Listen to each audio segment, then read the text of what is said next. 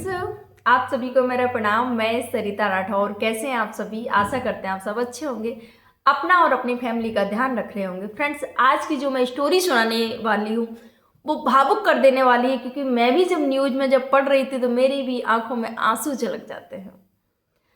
और ये कहानी शिक्षाप्रद भी है, हमें इससे कुछ सीखना भी चाहिए और कैसे हमें लोगों की मदद करनी चाहिए और कैसे कुछ लोगों की मदद से एक लड़का अपने बिछड़े हुए परिवार से घर वापस आ पाया, वो भी 30 साल से। जब बेटा 30 साल का हो गया तब मिला जाके किसी की मदद के जरिए से, तो परिवार के जो खुशी के आंसू थे वो थम नहीं रहे थे।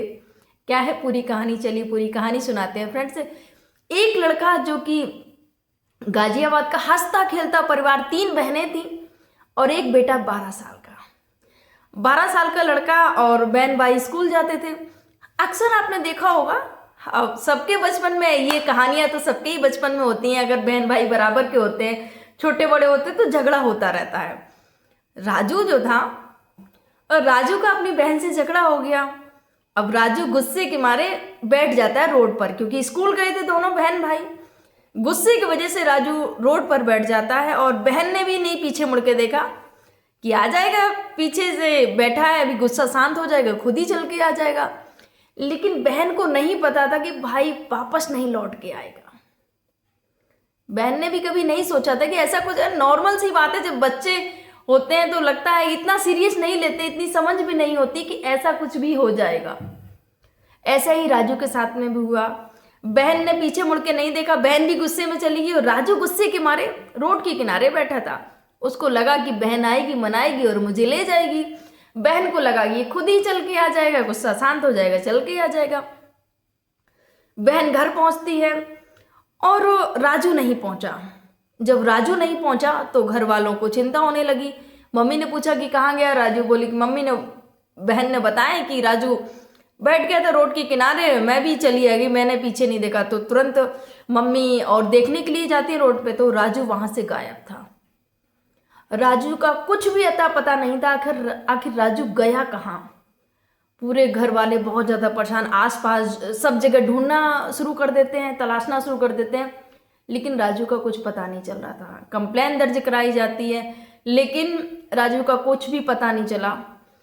अब जब कंप्लेन दर्ज कराएगी, कुछ भी पता नहीं चला, घर वाले शांत हो जाते हैं। अब उम्मीद खो चुके थे कि शायद पता नहीं कहाँ गया बेटा, क्या हुआ उसके साथ में। और हर एक दिन उम्मीद लगा के बैठते थे कि मेरा बेटा वापस आएगा। राजू के साथ में आखिर क्या हुआ था? राजू ने अपनी कहानी बताई। राजू ने बताया कि जब वो रोड के किनारे बैठा हुआ था, तभी टेम्पो में कुछ लोग आ रहे थे और उन लोगों ने ही राजू को उसमें जबरन बिठा लिया, टेम्पो में बिठा लिया। गाजियाबाद की घटना, वहाँ से बिठा के वो वहाँ पर वो राजस्थान के जैसलमेर में ले जाते हैं। जैसलमेर में ले जाके वो बकरी चराने का जो काम होता है, 12 साल के राजू को वो काम सौंप दिया जाता है। राजू ने बताया कि राजू को उतना ही भोजन दिया जाता था जितना कि उसका शरीर चल सके, उससे एक्स्ट्रा भोजन उसको नहीं दिया जाता था और हाथ पैर बांध के उसको डाल दिया जाता था। जब बकरी चराने का काम होता था, चरवाहे जो काम करते हैं, वो जब होता था, जब बकरी को ले जाता था और कोई ना कोई इस पर नज़र रखता था कि ये कहीं कैसे भी भाग ना जाए। बकरी चरा के लाना उसका काम था। उसके बाद में उसको वही थोड़ा बहुत भोजन दिया जाता था। उसके बाद में फिर हाथ पैर बांध के उसको डाल दिया जाता था कि ये कहीं निकल ना जाए। 12 साल का मासूम बच्चा, सोचिए, जिसकी पढ़ने लिखने की उम्र थी, उसको ऐसे बंधक बना लिया जाता है, उसको किडनैप कर लिया जाता है। और उसके बाद में राजू हर पल अपने घर परिवार को याद करता है, लेकिन किसी ने भी उसकी मदद नहीं की। क्या राजू कभी जब भेड़ बकरी चराने के लिए जब गया होगा, क्या और लोगों से नहीं मिला होगा? क्या उसने बात नहीं की होगी? लेकिन कोई भी मदद के नाम पर उस आगे नहीं आया कि ये बच्चा कौन है, क्या है। क्या वो रो नहीं रहा होगा? क्या उसकी आंखों में आंसू नहीं आ रहे हो? पल पल जो बच्चा अपने माँ बाप से दूर हो जाए और उसके साथ में ऐसा व्यवहार किया जाए, तो चेहरा बता देता है कि हाँ, ये बच्चा कोई ना कोई मुसीबत में है। और राजू अकेला तो नहीं रहा होगा, और भी चरवाहे होंगे, लेकिन शायद किसी ने मदद करने की कोशिश नहीं, किसी की जानने किसी ने कोशिश नहीं की आखिर कौन है, क्या नहीं है। राजू धीरे धीरे बड़ा होने लगता है। राजू 30 साल का, जब राजू 30 साल का हो गया, काफ़ी राजू ने प्रयास किया अपने घर पहुंचने का, लेकिन वहां से निकल नहीं सका। इतनी निगरानी रहती थी उन लोगों की, इतनी ज़्यादा, कि निकलना वहां से बहुत ही मुश्किल था। यहाँ पर राजू की जो कोशिश थी वो लगातार बनी रहती थी, कैसे भी करके मैं यहाँ से निकलूँ, मैं अपने घर परिवार, अपने परिवार से मिलना चाहता हूँ। 30 साल का राजू, काफ़ी कुछ चीज़ें बदल चुकी थी। यहाँ पर 2 बकरी खरीदने वाले जो व्यक्ति आते हैं, क्योंकि बकरी का जो पकड़ के ले गए थे उनका बकरी का ही काम था। जब वो खरीदने के लिए आते हैं तो राजू अपना दुखड़ा रो देता है। राजू रो पड़ता है उन दोनों व्यक्तियों से और बोलता है कि ऐसे ऐसे, पूरी कहानी राजू अपनी बता देता है कि ऐसे ऐसे करके मैं गाजियाबाद का रहने वाला हूँ और ये लोग मुझे यहाँ पर बंधक बना के रखते हैं, मुझसे जबरन ये काम करवाते हैं और मुझे अपने घर परिवार की बहुत याद आती है। वो जो दोनों शख्स थे उनका शुक्रिया अदा करना चाहूँगी, धन्यवाद देना चाहूँगी उन दोनों शख्स का, जिस राजू की हेल्प की और राजू को कैसे अपने परिवार तक मिलवा दिया, पहुंचा दिया परिवार तक। बहुत बड़ी बात है और सैल्यूट करूंगी मैं उन भाइयों का जिसने राजू की मदद की, जिसने राजू को अपने परिवार से मिलवा दिया।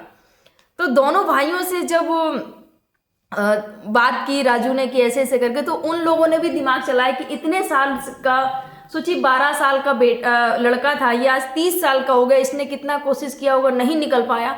दोनों जो थे ग्राहक, उन्होंने अपना दिमाग चलाया कि ऐसा करते हैं, इसको गाड़ी में अपने छिपा के ले चलते हैं और जो घास फूस होता है वो ऊपर डाल देते हैं, किसी को पता ही नहीं चलेगा कि कौन है क्या है।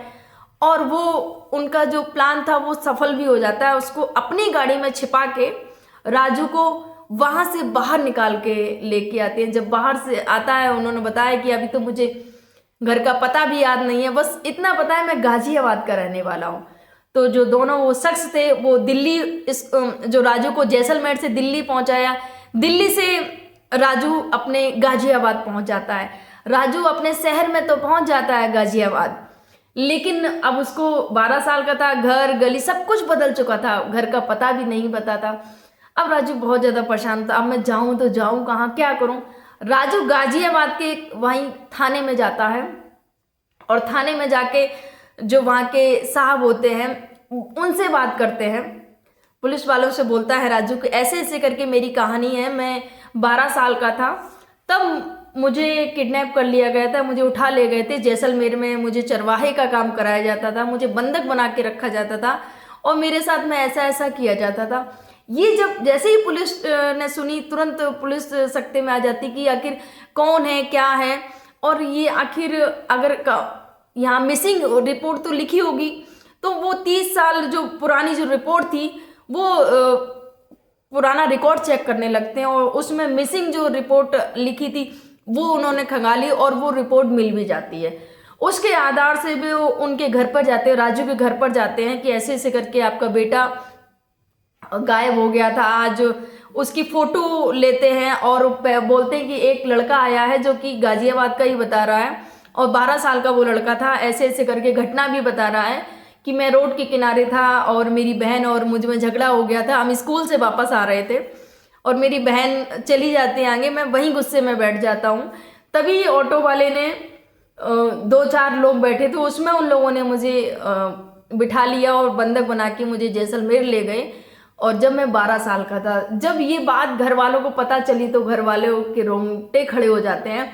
माँ की तो आंखों में आंसू बहने लगते हैं कि ये तो जो घटना बता रही है मेरी बेटी ने भी बताई है और दूसरे मेरे बेटे को ही पता थी ये जो घटना बताई है।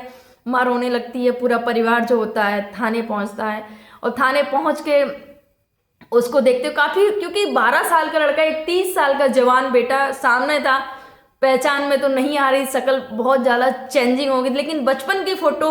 और वो माँ ने देखा कि दिल साइड में जहाँ हार्ट होता है, दिल होता है, वहाँ पर एक तिल था मेरे बेटे के, और अगर मेरा बेटा हुआ तो मैं उसे भली भांति पहचान लूँगी। और माँ ने बताया कि सिर पे थोड़ा सा गड्ढा भी था, मेरे बेटे के सिर पे गड्ढा भी था। और माँ जैसे ही माँ ने देखा उस बच्चे को तो पहचान करनी थी, क्योंकि इतनी दिनों बाद ऐसा तो नहीं कोई और आ गया हो बेटा बनने की कोशिश कर रहा हो। तो माँ ने तिल देखा और अब पूरा सिर को चेक किया तो वो गड्ढा भी माँ को मिल गया। तुरंत माँ अपने बच्चे को पहचान लेती है और सीने से लगा लेती है। पिता भी पहचान गए थे कि ये मेरा ही बेटा है।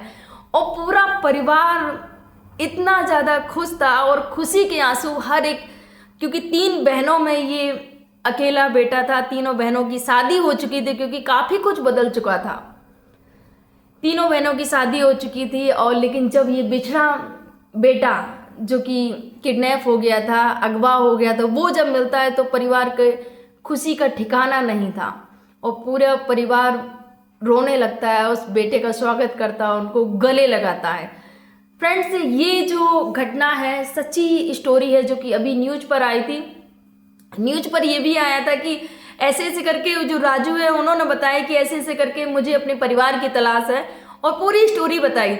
उसके बाद में जब पता चला कि राजू का परिवार मिल गया है तो स्टोरी सुनते समय भावुक हो गई मैं। मुझे लगा ये स्टोरी मुझे आप लोगों तक पहुंचानी चाहिए, सुनानी चाहिए और थैंक यू बोलना चाहिए उन 2 भाइयों का जिन्होंने राजू की मदद की, जिन्होंने राजू को अपने बिछड़े परिवार से मिला दिया।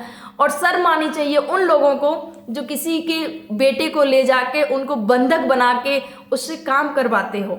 जरा सोच के देखिएगा, अगर आपके बेटे के साथ में कोई ऐसा करे तो आप पर क्या बीतेगी। थोड़ी तो इंसानियत रखिएगा। आप किसी का जीवन बर्बाद कर देते हैं अपने स्वार्थ के लिए कि आपकी कोई भेड़ बकरी है, आपका कोई काम करने की। ये पहली घटना नहीं है, बहुत सारी ऐसी घटनाएं होती हैं। तो उन सभी बच्चों को भी ये संदेश देना चाहूँगी कि कभी भी अगर आप बहन भाई हैं और साथ में जा रहे तो साथ में ही जाइएगा। कभी भी अकेले लड़ाई झगड़ा ये सब चीज़ें मत करिएगा। साथ में आना, साथ में ही जाना रखिएगा और बस सावधान रहिएगा, सतर्क रहिएगा, अपना ध्यान रखिएगा, अपने अपनों का ध्यान रखिएगा। आप सभी को मेरा प्रणाम। जय हिंद, जय भारत, जय सिया राम।